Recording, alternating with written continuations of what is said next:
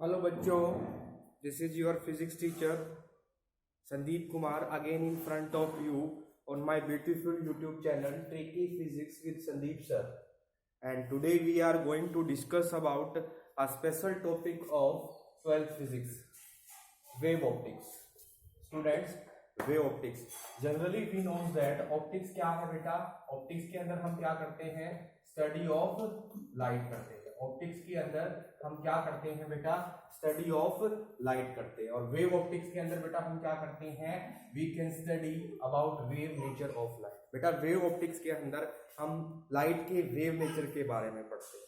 लेकिन बेटा इससे पहले एक दुविधा जो थी, सबसे पहले लाइट के बारे में ये थी, अब तो क्लियर है. अब तो ड्यूल नेचर के बारे में भी आप जानते हैं. तो साइंटिस्ट लोगों के सामने ये प्रॉब्लम थी बेटा कि लाइट का नेचर पार्टिकल नेचर है या वेव नेचर. ठीक है बेटा. There is a wide discussion in previous time that light have wave और पार्टिकल नेचर. कि लाइट का पार्टिकल नेचर है बेटा या वेव नेचर.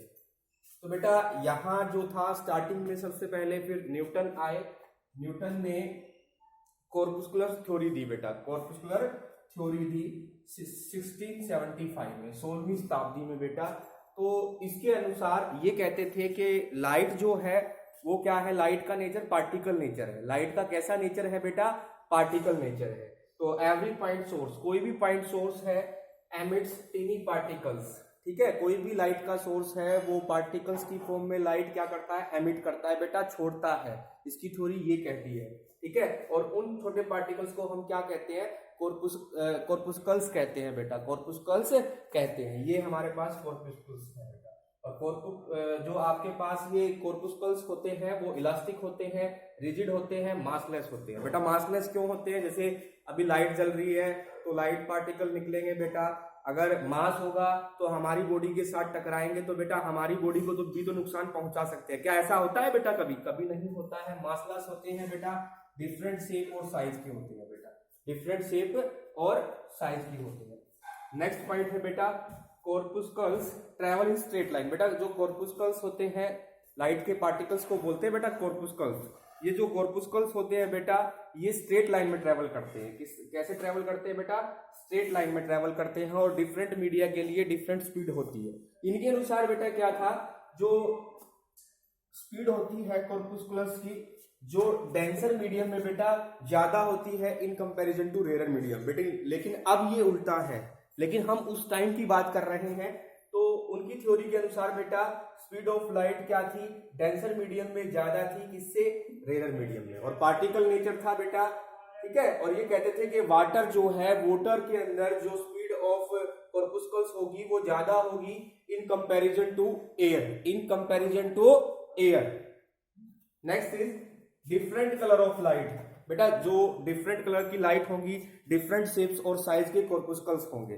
डिफरेंट कलर्स के लाइट के डिफरेंट शेप होगा, डिफरेंट साइज होगा कॉर्पुस्कल्स का बेटा. तो ये यहां तक बेटा न्यूटन की बात हुई.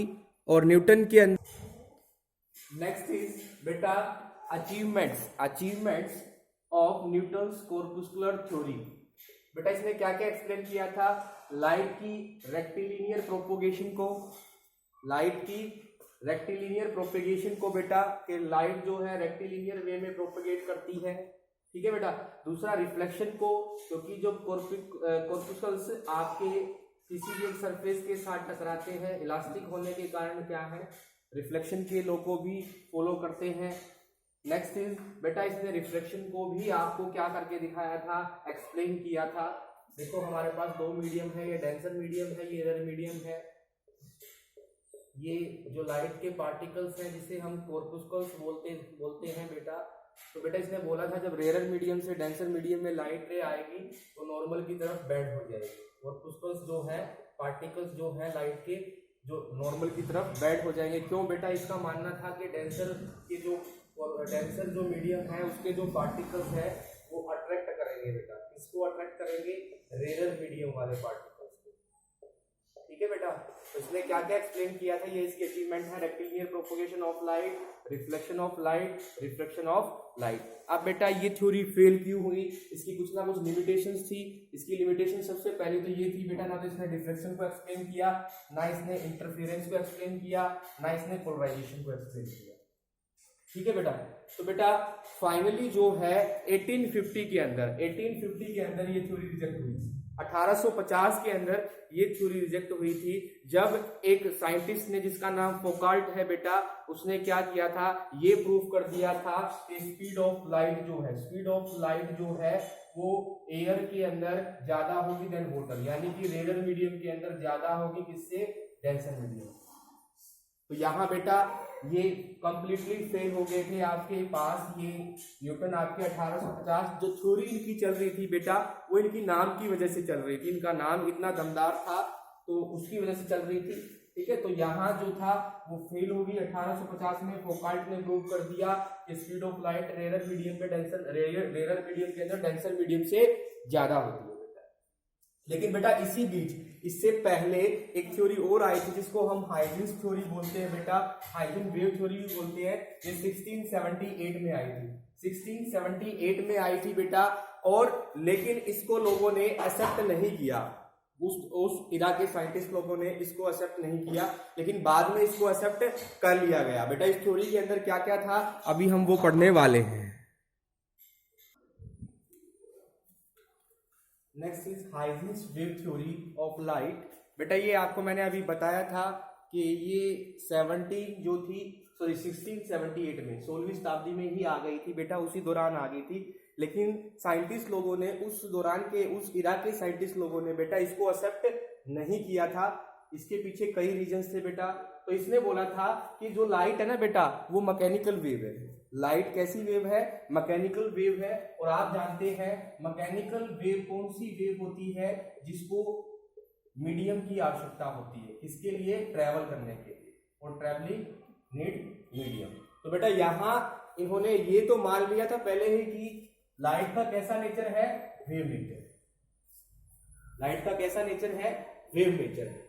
तो बेटा इसने ईथर थ्योरी दी थी, और वो क्यों दी थी, उसकी जरूरत क्यों पड़ी थी बेटा, क्योंकि देखो सन से लाइट आती है अर्थ पे, सन से लाइट आती है अर्थ पे। तो देखो बेटा यूनिवर्स के अंदर, ब्रह्मांड के अंदर कोई मीडियम, हम कहते हैं कि कोई मीडियम ही नहीं होता है, वैक्यूम होता है, वैक्यूम होता है। फिर वैक्यूम होता है तो बेटा लाइट कैसे आती है, तो हाइजेन ने इसके लिए एक अलग थ्योरी दी थी। इसने बोला था एक पूरे ब्रह्मांड के अंदर एक ऐसा मीडियम है जिसको हम ईथर बोलते हैं, ईथर बोलते हैं। और ईथर बेटा कैसा मीडियम है, एक very diluted and highly elastic medium है, बहुत ज्यादा डायल्यूट और इलास्टिक मीडियम है, जिसको हम क्या कहते हैं, ईथर कहते हैं। और चारों तरफ फैला हुआ है, स्प्रेड है बेटा, पूरे यूनिवर्स के अंदर, पूरे ब्रह्मांड के अंदर चारों तरफ फैला हुआ है।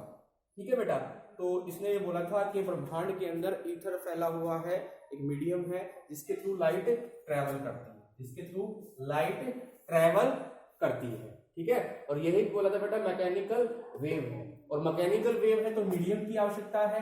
फिर क्वेश्चन मार्क उठा, जब सन से लाइट अर्थ पे आती है, यहाँ तो कोई मीडियम होता ही नहीं है, वैक्यूम होता है।